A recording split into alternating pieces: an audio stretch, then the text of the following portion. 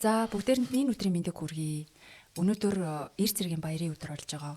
Тэгээ сүнсний хүрнэл подкастынхаа энэ дугаараар за онгодуудынхаа эрчүүдийн талаар юу гэж хүүрнсэн талаар бүгдээрээ сонсцгоё. Амар энэ уу та? Миндээ өрсүүд Амгалан байна. За таануудын дахиад нэг баяр нь олчихсон. тий, өнөөдөр болохоор эр зэргийн баяр буюу одоо дайчдын баяр гэх юм уу? Таануудын үед чинь бас эр хүмүүнүүдийг элдвэр нь ангилчихдаг юм уу? Бидэн үед чинь бүгдэлтэй ичиж үт. Их хорон болоод илгэн соднон хамгаалах завшаан олдвол бүгдтэй чин. Тэр үүргэн эцгийн гэрт байх таан ухамсарлаад өвөнд өөрийгөө бэлтцэн байдаг л байхын л. Энэ цаг үед жаал өөр байвчиг энэ зээжинд нь байгаа тэр эрхэн үүргэн хариуцлаган өөрт тулаад ирэхэд ямар ч гэл эр хүмүүн илдвэрэд босгоод бэлэн гэсэн л үг. Тиймээс нэг хэдүүлэн чи бол дайчин юм чи болвол дайдах чадваргүй юм гэж нэг ангилгаан болчих юм уу? Бүгд дайчин байх нь. Дайчин байх үрийн тэр дайдах хариуцлаган ухамсарлах тэр үйлдэлийг хэн мартуулдаг юм бол нэнд хайртай дотны хүмүүс нь энэ ангиртэн тэрсэн эцэг их хоёр багаас нь жаал султараа дээр нь нэг дайчдын тэр нэг үүргэн гүйтгэх тэр өртөөрөө нэлгээхгүй хэмээсэндэн элдвэрх сүүгчлдэг нь эцэг их босоо. Тийм ээ. За дайчин гэдэг үгийг орхичих. Эр хүмүүн гэдэг дээр ярих нь. Эр хүмүүн бол засаглагч. Ганц биер байсан ч галан өрдөх голомтон дооч тэр.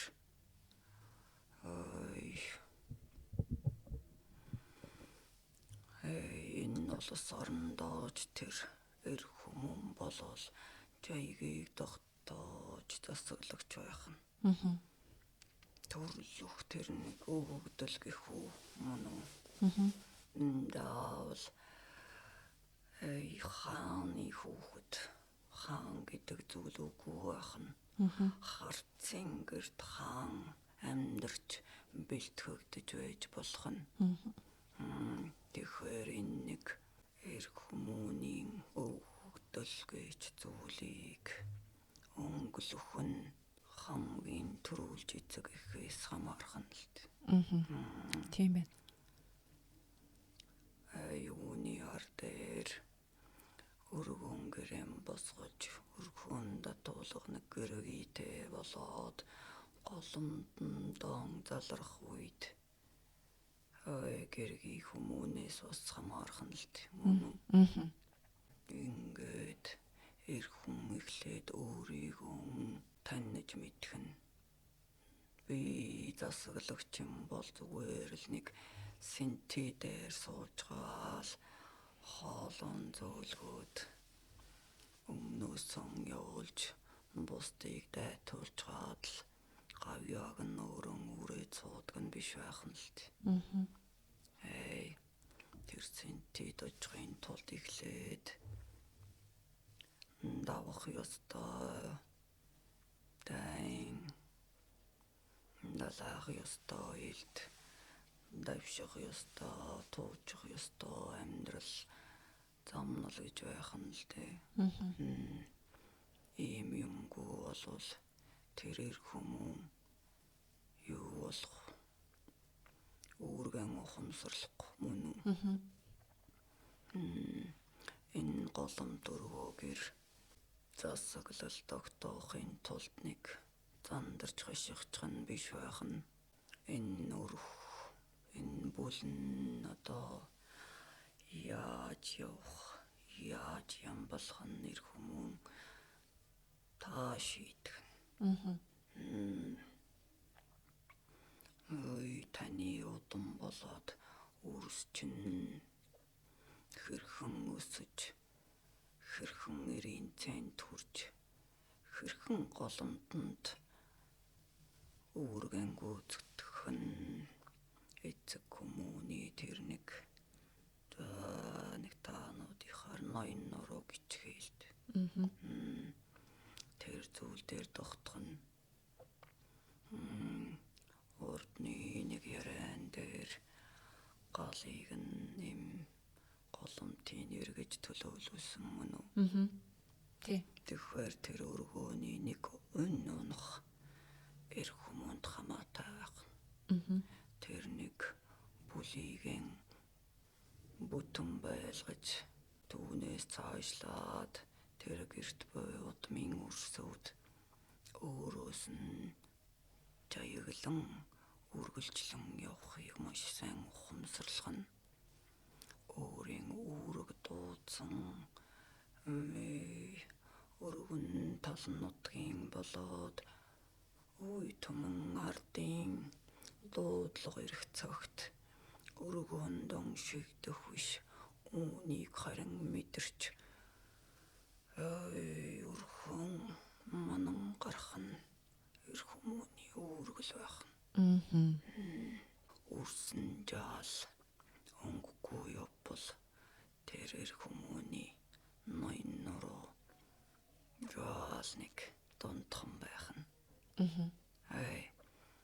Эргээд өөрийгөө дээш нь үргэлжлүүлж бодвол өөрийн эцгээс юу жаяглан авсан. Өөрийн эцэг эхийг яаж хайрлан асран манаж ирсэн. Тулганд галыг үргэлж ноцоохын тулд өөрийн үүргэн яаж ухамсарлсан. Заавал мөнгө эдээ бодаагаар эрийн ноён нурууг хэмчихгүй. Өөрийн өргөө гэр болон өрөөлийн хаяа саагалтад өөрөн хэр өнөнч хэр зангарахтай хэр ноён нуруутай оршсон бэ гэдгээр хэмжигдэх нь л дээ. Тэмүүжин гэгч өөр тэмцэж яваад хаан болоход нэгэн алдарн Чингис мөн үү? Тий. Тэгвэл энэ алдар жаяглаж чадсан учраас ирсэн байх нь л дээ. Тийм байна. Гэтэл зарим нэгэн удмыг эцэг өвгдөөр нь дууддаг мөн үү? Тэдний үрсүүд маш ухаалаг тэдний үрсэд итгэж болно гэмээгээд. Гэтэл тэр өөр эцэг өвгдөөрөн овоглоод явчихж тэрний нэрийг хитэнтэй худалдаж борходоо дүүрэг. Үүнийг эргүүлээд итгэлийг дааж явах тэр удмыг удаахгүй төлөө мэрийх нь мөн үү?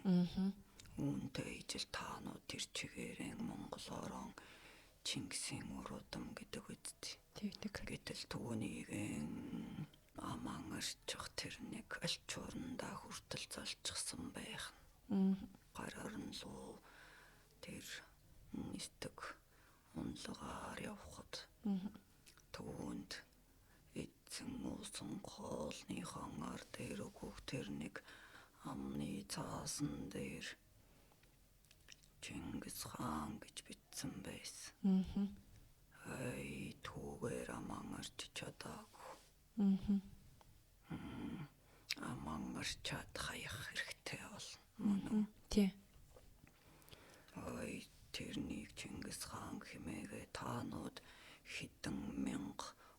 хөлж тавингуудаа бөөнөрөн аман орчиж бүгсэн орчиж базж хаяхад тэр хүмүүн яаж та нарын ухамсарт чинь тэр хүнд чинь залгадгаа. Тэгэхээр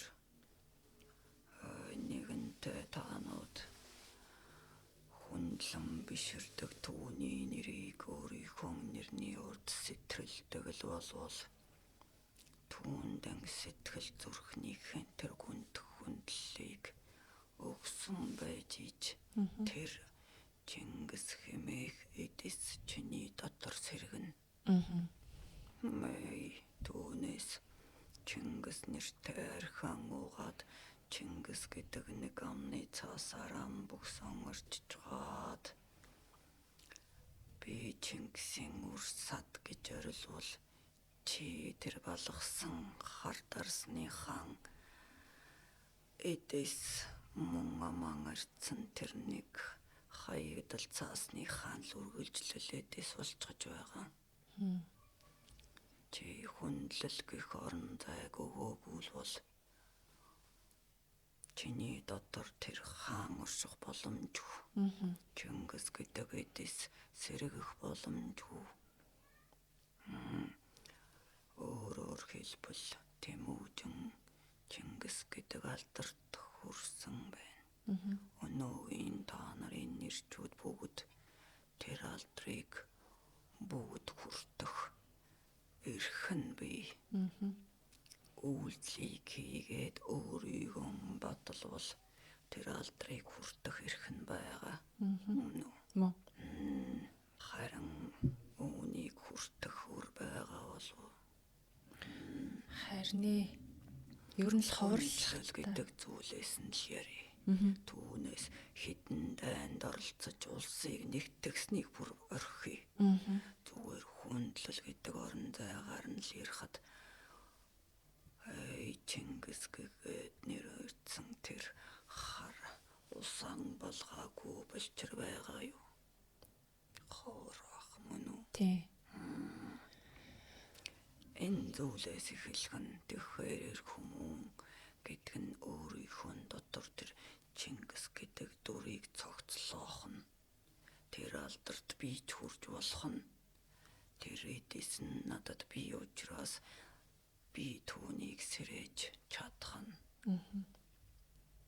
Үүний түрүүн дээр хамгийн эхлээд хийх үйлдэл нь энэ алдрыг би цэвэр тунгалгаар нь оршоох нь өөрийн дотор. Өөр хүүхдтэй загах нь өөрийн андуудад дуулах нь үлгэрлэх нь мөн үү? Тийм байна. За эндээс л эхэлнэ. За эргээд энэ хүмүүн чинь эхнэртэн гар хүрээд элдв хүчрхийлэл үлдэж байсан хэрцгий хүмүүс шүү дээ гэж таанууд сонсон уу? Үгүй. Их хадууд их хаттуудан зодож нанчиж тааламжтай амьдардаг байсан гэж таанууд дуулсан уу? Дуулаагүй. Энэ яагаад тэгсэн байх нь? Ялгаа салгаагаан ухамсарладаг байх нь. Тэнцвэргэгч зүйлийг хүүсийн тэр тэнцвэрийг маш сайн ухамжтайгаар мэдэрдэг байсан байх нь. Өөрийн удмыг залгасан алтан хэвлий рүү амьсгалаач ширүүтгэж зүрхэлдэггүй байсан байх нь. Хэрцгий хідэн ч хүний аминд хүрсэн бөөмэд мөн үү? Гэхдээ үүнийг мэддэг байс. Энэ эцэг өвгдийн ухаан эр чадал бэр эрхэм хүмүүн энэ орчлон цогцлох засаглах тэр бүх дэг жайгийг маш сайн ухдаг тэнцвэрийг нь аль хэдийн таньсан хүмүүнүүд байдаг. Харин энэ цагийн ирчүүд минь одоо эхлэлцэг нь өөрийн Чингис хааныг дотроо цогцлоохоос эхэлгэн. Өөрийн имийг болоод үрийг халамжлах, хариуцах. Тэд чиний хамаг муухайгаан гаргах. Тэр бусдад харуулахыг хүсдэггүй. Хар сүүдрий чин аврыг харж суух тийм хүмүүс нь биш. Мөн үү? Тий. Эргээд энэ өөрсдийн орон зайд өөрийн тэр нэг хэмийг цогцлооход үүнд нэмэн ноёсчээдэг. Эргээд эм хүний ухаанч гэж байх. Эм хүмүүн эрийгэн эцэнки ядарсан төлөв шиг байсан ч л илгэн хатан дээгүүр дүүлэн дөвхөх эвэрт янгэр болгох тэр нэг сууд ухаан оюн зөөлөн занан эм хүнээс гардаг. Энэ нэр хүмүүнд хамгийн их нөлөөлдөг. Эсрэгээрэн хамгийн их дордуулдаг орон зай. Өөрийгөө байх тэр хүндлэл орон зайг мэдрэх буюу тэр таанууд Чингис гэж дуулахын төдий томгшдог тийм орон зайг энэ гэрт цогцлоочсон байвал эр хүмүүн өөрийгөө Чингисэл гэж мэдэрнэ үсттэй. Тийм. Эмэн ингээд л нэг өөрийн элдв зүйлд гавайгүй байхад энэ хүндлэлийг өгөөд байвал гүй би чинь нэг ядаад нэг гараад нэг түлээ хагална үсттэй. Эмигийн түлээ хагалахыг харахаар элэг зүрх минь сүхтүүлж байгаа мэт санагдна үсттэй. Эрхэлж тондог энгэрт минь насаж нааддаг тэр нэг ялтамхан гараараа сүхэрчсэн зогсвол эгээ би чинь бүр өөрийгөө буруутгаа цүүд болно үсттэй. Энэ олон тэр нэг зал ухаан гэхүү. Тэр чинь бас тэгээд үр дүн нь өөр арай илүү хүсэмжлэх тэр нэг хатан ухаан шүү дээ. Энийг тэр ухаан гэж ир хүмүүн бодох сөхөө байхгүй. Ир хүмүүн хүндлэгдхийг л хүсдэг. Тэгвэл хүндлэгдэх нь. Яагаад тэгвэл намайг хүндлээд байх юм мөн. Андууд минь хүндлээд л гэргийн минь хүндлээд л энэ хамаатан ураг садам минь хүндлээд байвал би югаас урагшгүй явах эрхгүй болчихлоо шүү дээ. Үүний төлөө би мэрийг шаардлагатай болчихно. Би мэддэг бүхэн минь надад дутагдаад байвал би тэр мэддэг ардуудаа сансуралцаад тэд минь надаас юу хүсээд байх мөн үү? Миний ямар зан чанар хүндлэгдэн байгаа. Би илүү өөр тун анхаарад эхэлгэн. Харин өргөн гэртээ орж ирэхэд өгүүлжэн шаадал өөрт нь юуж авч өгсөнгүү. Айл гэрийн эр хүмүүнүүдтэй харсал дуулж харьцуулаад л байгаад нь байвал надад төвхтэй мөн үү? Тийм байна. Би хичээгээд л байх. Тэгснэн би нэг жаал магтуулгаад нэг гавья байгуулад ороод ирсэн чинь чиний л үүрэг бидтэй хэмээвэл энэ нэг жаал духгүй тийм үү? Аваад ирсэн гавьягийн минь нэг тай тухтайг нь гайхаад л надаар нэг омгшоод тэр нэг харж байгаа харцсан бүр нэг уйраад хайлаад урсах нэ.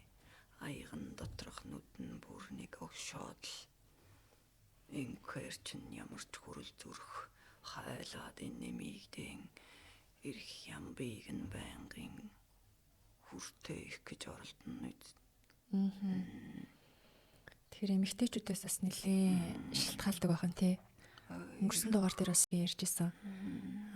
Эмэгтэйчүүдээс ер нь их юм хамааралтай байдаг. Тэгээд эр хүний суурийг эсвэл эр хүнд төрүүлээд яаж хүндэтгэх үү гэдэг зүйлсүүдийг тэгээд энэ одоо цагт энэ хүндэтгэл гэдэг зүйл алдарсны улмаас гэдэг зүйлсүүдийг бас айлдчихсан. Ингээд яг л миний хайрладаг зүсэлсэн бүсгүй юм надад сэтгэл хангалуун биш бол энэ өргөөнөөс гараад өчнөн хүмүүс намайг хүндэлсэн ч би дотроо нэг хоосон оршихно. Дүрсгэх шаардлага гарах нь. Би өөрийнхөө дүрмийг өргөөнд онжайглаж чадаагүйгээж өргөөнөөс гаргаад би олон түмэнд ямар ч юмыг жайглаж чадахгүй би өөртөө дотроо итгэлгүй оршин. Би ганцхан эмийг жаргалтай байлгаж чадахгүй бол би гадаа гараад түмэн амтныг яаж жаргалтай болгох. Харин эсрэгээрээ түмэн амтан над руу жод зоохыг хичээх үед зөвхөн өргөөнд миний бүсгүй намайг тэнгэр хэмээн шүтэж яг л түүн шигэ надад орон зайг бэлдэж хүндлэн буйвол надад бусд нь бүр хамаачгүй болчих. Би дүүрэн болчих. Ингээд миний сэтгэл дүүрээд өргөө минь дүүрээд эхлэхээр өөр бусад өргөө болоод өрсүүд үүнд нэг жаал гайхан л ингээд дагаад суралцгана. Харахад нэг чадуухан мөртлөө нэг хамаг бүх зүйлтэй нэг итгэлтэй өрсүүд биш үү? Тий. Харах нүдэн гялалзаад л хамаг хэмэрн сэргчихсэн.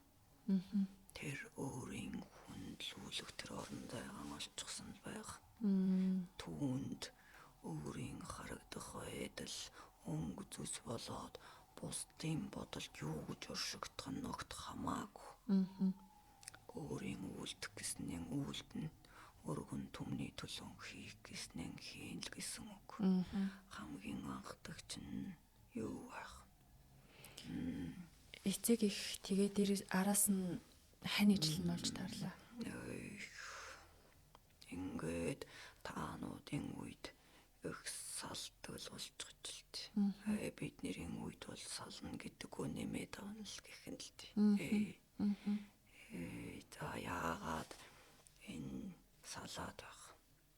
Яагаад гэвэл тэр өөрийн хүндлэгдэх орон зайгаан хайгаад байна шүү дээ. Тэр дотор нь байгаа тэр эр хүмүүний өгөгдөлгөөж чинь нэг эмийг хэн жаяглалд байх учиргүй мөн үү? Уг нь бол эм нь эрийгэн болоод үрсийгэн хайраар жаягалдаг байна. Үүний эцээр тэр нэг дүүрсэн эр хүмүүн өөртөө итгэлтэйгээр өргөөнөөс гарч бусдыг засгалдаг байна. Эргээд энэ хайраар жаягалсан удмын үрс өргөлжлээд үүнийг үеийн үед давтаад явах. Жам алдагдсан зүйл болоод байна тий. Одоо жам гэж чинь заавал ингээд заасан зүйл биш. Байгалийн таанууд жишээний нэг айхтаргатай салхитай нэгэн болвол аянга цаглагаантай бороо орж байвал нандаа гараад л би чиний жаяганд орохгүй. Чи бол гэдэл гараад тэр аянганд очиод гүйж очиод л аянгийг зогсоохгүйгүй. үгүй. Тэр нэг үерлэж байгаа усыг би энэ жаягийг зогсооно гэж үсэрч орох уу? Үгүй. Тэгэхээр байгалийн хууль жаяг нь ямар байна? Бүгд дагах нь байна мөн үү? Тийм байна. Сүр бараатай нь бол та нар ингэж байгаа нь. Харин энергийн хувьд тэгвэл энэ жаяг гэж нь яаж явагддаг? Энэ чинь өнөөл эмэгтэй хүний хайрнаас их засгийг эр хүн тогтоогоод байгаа тэр нэг юм ургуулад байна мөн үү? Тийм ээ. Суулгаж чаад түүнийг өндийж ургах хүртэл Тэгтэл чи ургаж байгаа нохоолоо чи бол дайчин байх ёстой гэдэл нислал цохоодлоо л та. Чи усгүй тэ тонох ёстой гэдэл ургуулахгүй ус өгөхгүй.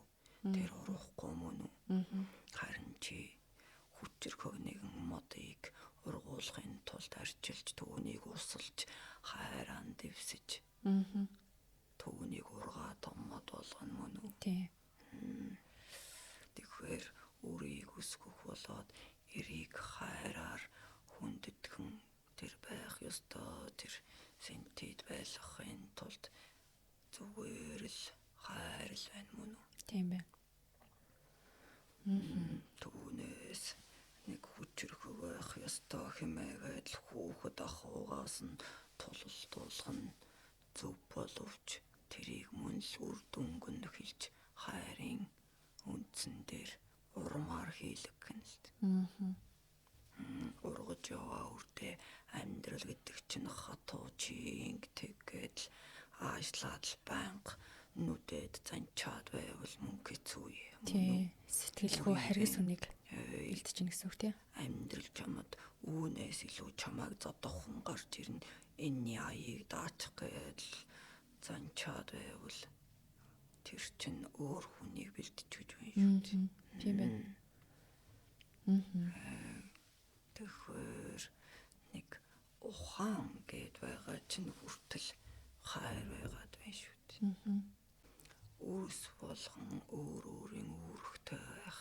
Тийм байна. Ирнэ гэхээр л цамнаад энэ их хүндэтгэлийг би явах ёстой гэд бас хашгичаад байх нь биш байх.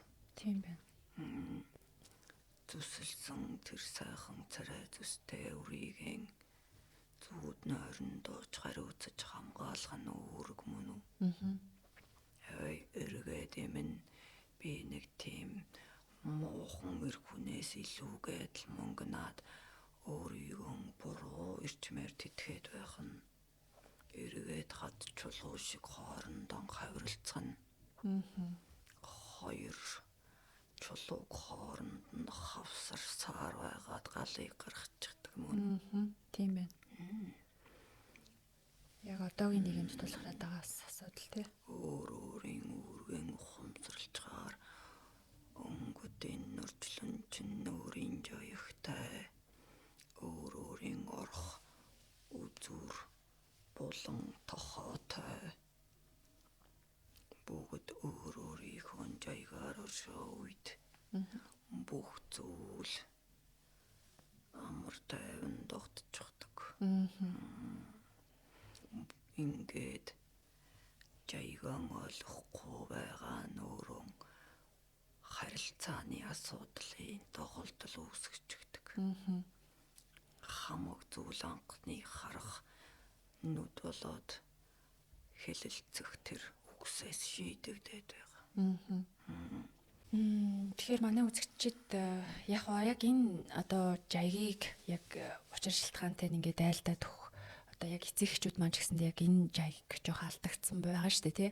Тийм учраас яг одоо цагийн ирчүүд маань эсвэл эмэгтэйчүүд маань яг энэ эрх үүрэг гэдэг зүйлсүүдэд төдийлөн хариуцаагүй улмаас бас нэлээд том хохирол болоод өөр хүүхдүүдтэй үе дамжуулан одоо яг юу үлдээж байгаа вэ гэдгийг нас одоо мэдэж болохоор тэгэхээр одоо яг өнөөдрийн энэ дэцийн айлдураас одоо юуг нь одоо дутуу алдагдуулсан байна тэрийг бүгдээрээ хамтдаа суралцаад явахын гой боломжийг олгож байгаа бууралтаа бүр дахин баярлалаа гэж хэлмээр байна. Ингээр үүнийг нэгэнтээ ухсан бол бид эдэшэн өршөх эжия болоод эцэг өвгдүүдэн шүүхэрх нь үгүй. Харин би үргэлжлэх үрдээ би энэ жаягийг алдагдсан чигээр нь үргэлжлүүлэх үү эсвэл энд би ямын хазаарлах уу гэдэг нь энэ цагийн энэ болчруудын ухамсарын асуудал байх нь. Тийм байна. За таньда маш их баярлалаа. Үргэлж бидэндээ одоо бидний мэдгүй тэр учир шалтгааныг тайлбарлаж таниулж өгдөг таньда маш их баярлалаа.